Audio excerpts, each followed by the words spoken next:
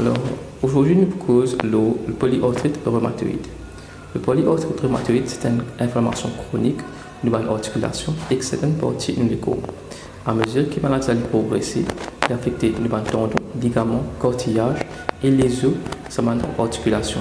Mais aussi, il affecte le poumon, le côté du cœur et aussi le vaisseau sanguin. Le polyarthrite rhumatoïde, c'est une maladie auto-immune. Ça veut dire que le propre système immunitaire peut attaquer nos tissus et nos articulations. Dans le polyarthrite rhumatoïde, nous avons un facteur génétique, veut dire un facteur héréditaire, mais aussi un facteur déclencheur, veut dire que la maladie a commencé après une infection, un trauma, un changement dans les conditions environnementales. Alors, comment se manifeste la polyarthrite rhumatoïde? La maladie est capable de manifester de façon progressive ou bien sans aucun avertissement, soudainement, avec douleur. Normalement, les premiers signes de la maladie ressemblent à celles de la grippe, c'est-à-dire la personne a une douleur dans ce muscle et dans ce articulation. Douleur normalement n'est plus intense le matin quand la personne est fait lever ou suite à une période d'inactivité. Et normalement, c'est le joint symétrique qui est affecté. Les douleurs de matin sont capables de durer de 30 à 45 minutes.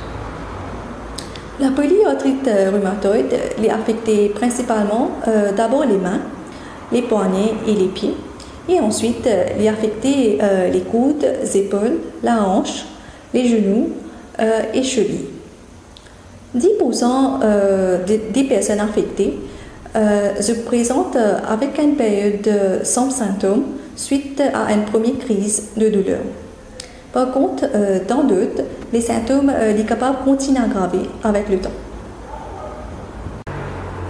Alors, quelles complications on va gagner à cause de la polyarthrite rhumatoïde? En premier lieu, on est capable de gagner une déformation permanente de l'articulation, dans la forme de soie de neck, dans la forme de boutonnière, dans la forme de déformation de Z. Nous sommes capables de gagner une complication cardiaque, une complication pulmonaire, nous avons une formation de nodules sur la peau. Nous avons aussi un dessèchement de la glande lacrymale et salivaire, veut dire le syndrome Sjögren. Dans la prochaine émission, nous causons différents traitements pour la maladie, comment nous gérons les symptômes et aussi comment nous évitons les complications de la polyarthrite rhumatoïde.